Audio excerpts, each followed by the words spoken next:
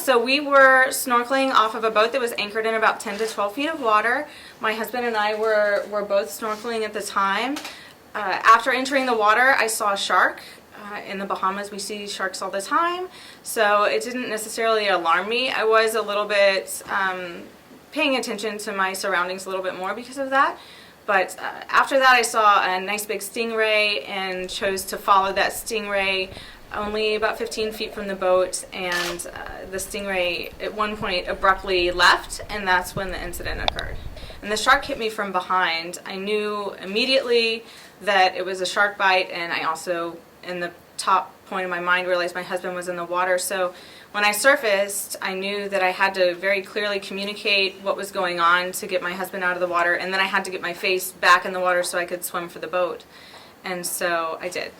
Shark attacks are incredibly rare, and I would say that we haven't seen one in several years. At least I've never seen one to this degree. I can't tell you the size of the shark. I'm not a shark expert, but I can tell you the size of the wound, and as I've described it before, it was the size of a large pizza.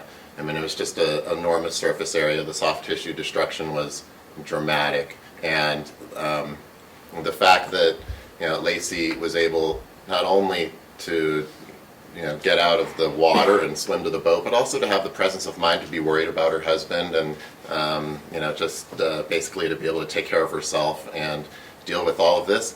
I think it's I think maybe you would make a great trauma surgeon.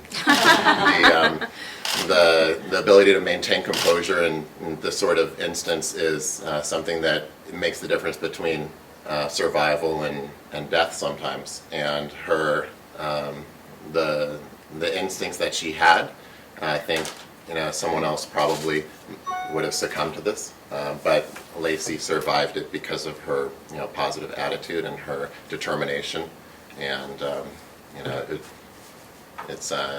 think it's a lesson to all of us. Obviously, it's a big change to my body that I haven't had, but really I wear it as a badge of honor.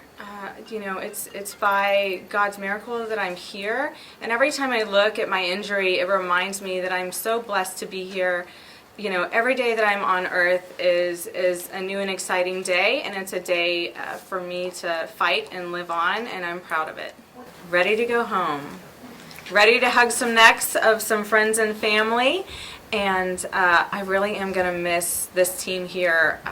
The folks here at the hospital have been more than just caregivers. They literally are like family to us. I have lunch and dinner brought to us homemade from the nurses that are working 12-hour shifts, and they say, "Oh, I made you some dinner last night and brought it in for you." And so it really has been an amazing experience, and I feel loved and so well taken care of. So there is a little bit of anxiety going home, and it's just my amazing family that's going to be caring for me, and some nursing staff to keep my wound in shape. So I'm looking forward to it, but I'm going to miss it here.